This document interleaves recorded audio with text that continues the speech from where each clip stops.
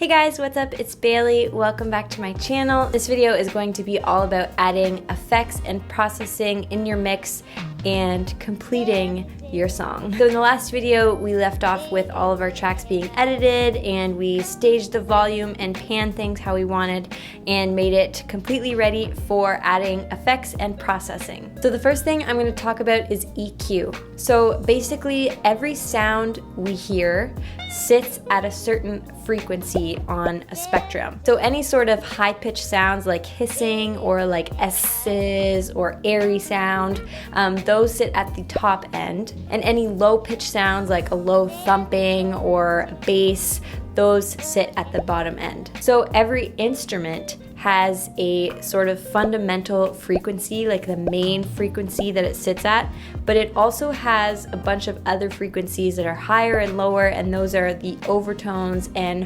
harmonics of that instrument's sound. It's kind of what gives an instrument its own unique character, why a guitar sounds different than an organ. So with EQ, you can sort of adjust the character of a sound on an instrument or on your vocals by either boosting or cutting certain frequencies. And the key word here is adjust. You can't completely change the sound. You can't make your voice turn into like a piano, but you can adjust it. You can enhance certain frequencies within the sound or, get rid of certain frequencies within the sound. EQing can take a lot of practice and knowing like what frequencies you want to boost and cut and when to do that. It can sort of help when you're starting, just to like get your mind around frequencies and what they are, to have a chart that says the frequencies and kind of like the characteristics of each. So on my blog, I've made a chart that you can look at and it'll help you kind of wrap your head around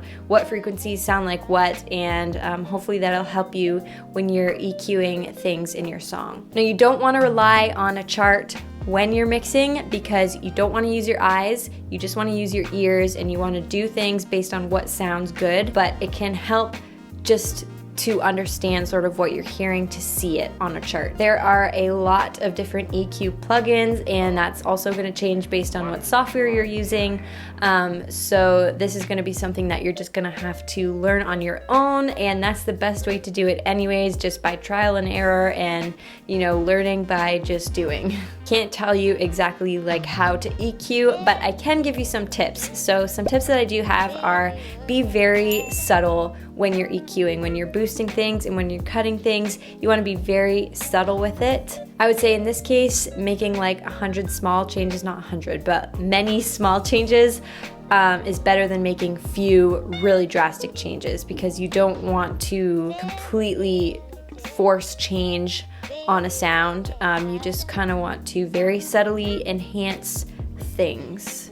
I don't know what I'm doing with my hands. Another thing you should keep in mind is don't rely on EQ to make things sound good. So this is more for like when you're recording. If you're recording a guitar and it doesn't really sound good, do not think, oh, I can just fix that later and EQ it.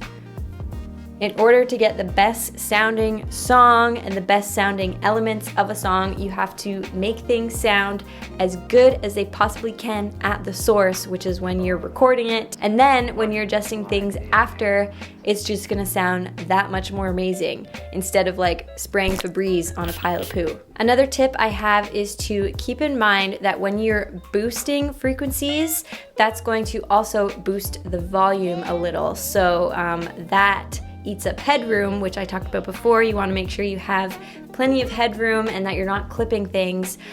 So when you can, try to cut things instead of boosting things. So for example, if I wanted my guitar to sound warmer, instead of maybe boosting like the mid frequency where it would sound warm, instead of boosting that, I would just leave it and maybe just cut the high end, because if there's less high end, it'll give it the illusion that it sounds warmer. Another tip is don't EQ just because you think you have to. EQ with a purpose. You have to know why you're EQing and what exactly you want to achieve. Sometimes you don't need to EQ anything, and that's just how it is.